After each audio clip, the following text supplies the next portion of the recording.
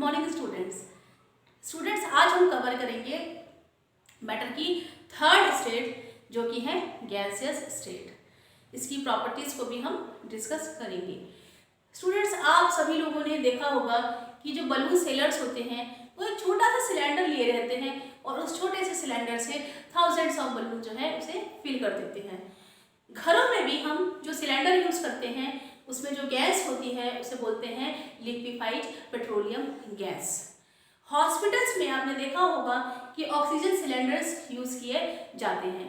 इसी तरह से आजकल जो गैसेस हैं वो फ्यूल्स भी यूज की जा रही हैं व्हीकल्स में, जैसे कि कंप्रेस्ड नेचुरल गैस जिसे हम सीएनजी बोलते हैं। तो ये जो सारे एग्जांपल्स हैं ये मैटर की थर्ड स्टेट के एग्जांपल्स हैं and this is gaseous state. So what is gaseous state? The state of matter which have indefinite volume, indefinite shape, which possess fluidity and also very highly compressible is known as the gaseous state. तो कौन कौन सी gas की properties होती है वो हम यहाँ पे देखेंगे। तो जो गैस की प्रॉपर्टीज है वो है उसका वॉल्यूम और शेप। गैस स्टेट में जो शेप और वॉल्यूम होता है वो दोनों ही इनडेफिनेट होते हैं। इसको समझने के लिए हमें गैस के पार्टिकल्स का कैरेक्टरिस्टिक्स देखना बहुत ही ज़रूरी है। तो जो ये मैंने पिक्चर बनाया हुआ है इसमें जो पार्टिकल्स आप देख रहे हैं बहुत ही दूर दूर है। तो जो inter particle space between the particle is maximum and the force of attraction between the particle is minimum। ये जो force of attraction है जब गैस के केस में ये बहुत ही मिनिमम हो जाता है तो क्या होता है कि ये force of attraction इतना sufficient नहीं होता कि गैस के पार्टिकल्स को एक साथ बांध के रख सके। इसीलिए जो वॉल्यूम होता है वो इंडेफिनेट हो जाता है और ये force of attraction इतना सफिशिएंट भी नहीं होता कि ये पार्टिकल्स को उनकी एक ही पोजीशन पर रख सके। इसीलिए जो गैस के पार्टिकल्स का शेप होती है वो भी कैसी हो जाती है, इनडेफिनेट हो जाती है। इसको समझने के लिए हम एक एग्जांपल से समझेंगे। एक छोटी सी बोतल है और उसमें गैस भरी हुई है और उस बोतल को मैंने यहाँ पे खोल दिया। तो जो छोटी सी बोतल में गैस भरी हुई थी उस समय पे उस गैस ने उस बॉटल के वॉल्यूम को ऑक्यूपाइड किया हुआ था और उसकी शेप कहती थी जैसे ही उस बॉटल की शेप होती है उसी शेप में वो गैस हमें दिखाई दे रही थी। लेकिन अगर हम उसको यहाँ पर ओपन कर दें तो वो जो गैस होगी वो इस पूरे रूम को ऑक्यूपाइड कर लेगी और उसकी जो शेप वो एक्वायर करेगी वो इस रूम की पूरी शेप जैसी होगी वैसे ही दिखाई देगी। तो इसका मतलब ये हुआ कि इंटर पार्टिकल स्पेस और फोर्स ऑफ अट्रैक्शन जो है वो बहुत ही रिस्पॉन्सिबल होते हैं इनडेफिनेट वॉल्यूम और इनडेफिनेट शेप के होने में। हम थर्ड प्रॉपर्टी डिस्कस करते हैं रिजिडिटी। गैस जो होती है वो कभी भी रिजिड नहीं होती क्योंकि सॉलिड्स में रिजिडिटी होती है, थोड़ी बहुत रिजिडिटी लिक्विड्स में भी होती है, but gases are not rigid. अगर हम डेंसिटी की बात करें तो जो गैसेस होती हैं वो कैसी होती है, उनकी डेंसिटी बहुत ही कम होती है। ऐसा क्यों होता है वो मैं आपको बताती हूँ। Density equals to mass per unit volume. तो अगर हम मास को कांस्टेंट कर दें तो जो डेंसिटी होती है it is inversely proportional to volume. क्योंकि गैस के पार्टिकल्स जो होते हैं बहुत ज़्यादा दूर दूर होते हैं तो उनका वॉल्यूम बढ़ जाता है और जैसे ही वॉल्यूम इंक्रीज होता है गैस के पार्टिकल्स की जो डेंसिटी होती है वो कम हो जाती है और इसीलिए गैसेस जो होती हैं वो मिनिमम डेंस होती है as compare to solid and liquids. Next जो प्रॉपर्टी है वो है फ्लूइडिटी। गैस जो होती है वो मैक्सिमम उसकी फ्लूइडिटी होती है सॉलिड्स और लिक्विड्स के कंपैरिजन में। सॉलिड्स तो फ्लूइडिटी शो नहीं करते लेकिन लिक्विड्स जो होते हैं वो फ्लूइडिटी शो करते हैं। तो जो गैसेस की फ्लूइडिटी होती है वो इसीलिए ज़्यादा होती है क्योंकि उसके पार्टिकल्स जो होते हैं वो रैंडम मोशन ज़्यादा कर सकते हैं एज कंपेयर टू लिक्विड्स। अगर मैं आपको एक एग्जांपल दूं तो ये जो है, अगर मैं अभी तो इसके अंदर एयर फील्ड है, अगर मैं इसके अंदर कोई और गैस भर दूं, एयर कलरलेस होती है इसलिए हमें दिखाई नहीं दे रही है, बट इसके अंदर एयर फील्ड होती है। तो अगर मैं इसके अंदर कोई दूसरी गैस भर दूं जो कलर वाली गैस होगी और इसका ढक्कन को अगर मैं खोल दूं तो वो जो गैस होगी वो आपको बहती हुई दिखाई देगी। ठीक है, तो गैसेस की जो फ्लूइडिटी होती है, फ्लो कैरेक्टरिस्टिक्स होता है, द टेंडेंसी टू फ्लो, वो सबसे ज्यादा होती है।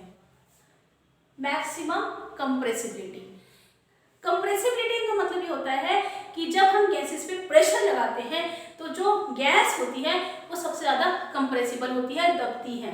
जैसे कि इस बॉटल में इस समय गैस अंदर भरी हुई है, गैस कौन सी है, एयर भरी हुई है, तो जब मैं इसको दबाऊंगी तो ये सबसे ज़्यादा दबेगी। लेकिन अगर इस बॉटल में मैं साल्ट भर दूँ या शुगर डाल दूँ इसके अंदर और फिर प्रेशर लगाऊँ तो इसको दबाना डिफिकल्ट होगा, या फिर अगर इसके अंदर वाटर भरा होगा तो इसको दबाना थोड़ा डिफिकल्ट होगा। लेकिन अभी इसको मैं इजीली दबा पा रही हूँ, ये कंप्रेस हो रही हैं और गैसेस जो होती हैं वो सॉलिड और लिक्विड के से ज़्यादा कंप्रेसिबल होती हैं।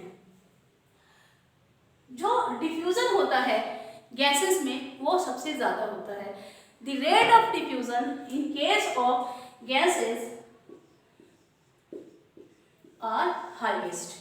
डिफ्यूजन भी इसीलिए हाईएस्ट होता है गैसेस में क्योंकि गैस के पार्टिकल्स के बीच में स्पेस ज़्यादा होता है। जब पार्टिकल्स के बीच में स्पेस होगा तो वो मूव इजीली कर पाएंगे, मूव इजीली करेंगे तो वो बाहर ज़्यादा जा पाएंगे, किसी और गैस के में डिफ्यूज हो पाएंगे, एयर में इजीली डिफ्यूज हो पाएंगे, तो उनका रेट ऑफ डिफ्यूजन इंक्रीज हो जाएगा। नेक्स्ट पॉइंट है gases exert pressure. Gases pressure exert करती हैं, वो मैं आपको बताऊंगी with the help of kinetic energy. Gases के केस में जो काइनेटिक एनर्जी होती है वो भी मैक्सिमम होती है। काइनेटिक एनर्जी जो होती है बेसिकली क्यों होती है, क्योंकि पार्टिकल क्या करते हैं, रैंडम मोशन करते रहते हैं और पार्टिकल की काइनेटिक एनर्जी जो होती है वो इंक्रीज हो जाती है। तो गैसेस के केस में पार्टिकल की kinetic energy as compare to solid और लिक्विड ज़्यादा होती है। तो जैसे ही काइनेटिक एनर्जी बढ़ती है क्या होता है हम देखते हैं, please note down.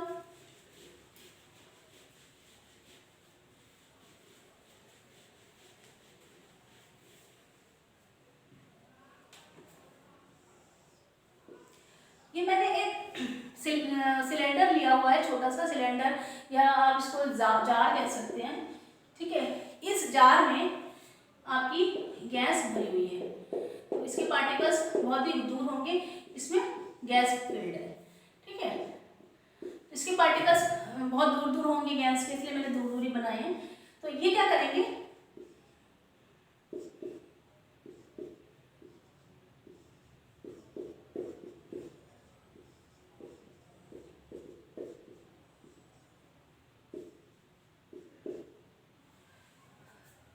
Kinetic energy of particle is maximum.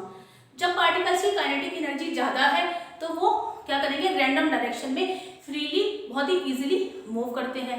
तो जब वो मूव करते हैं तो during the time of motion they will collide with each other and they will also collide with the wall of the container. तो वो क्या करते हैं कि ये जो कंटेनर की वॉल है इससे भी वो टकराते हैं। The force exerted by particles per unit area of the wall is known as pressure। तो जितना भी फोर्स वो पार्टिकल्स पर यूनिट एरिया में लगाते हैं उसको हम कहते हैं pressure. Pressure equals to force per unit area. ठीक है, और प्रेशर को हम किससे मेजर करते हैं, एक इंस्ट्रूमेंट होता है बैरोमीटर जिससे हम एटमॉस्फेरिक प्रेशर को मेजर करते हैं। और प्रेशर की यूनिट्स क्या होती है, प्रेशर को हम जब एटमॉस्फेयर में लेते हैं तो कहते हैं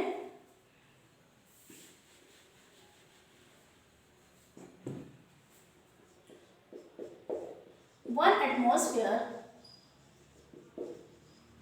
equals to 76 centimetre of Hg। Hg है मरकरी 760 mm of Hg और 14.7 psi। और भी बहुत सारी प्रेशर की यूनिट्स होती हैं, ठीक है। तो psi को बोलते हैं पाउंड्स पर स्क्वायर इंच, ठीक है। तो ये होती है प्रेशर की कन्वर्टिबल यूनिट्स। प्रेशर की डेफिनेशन में लिख देती हूँ, द फोर्स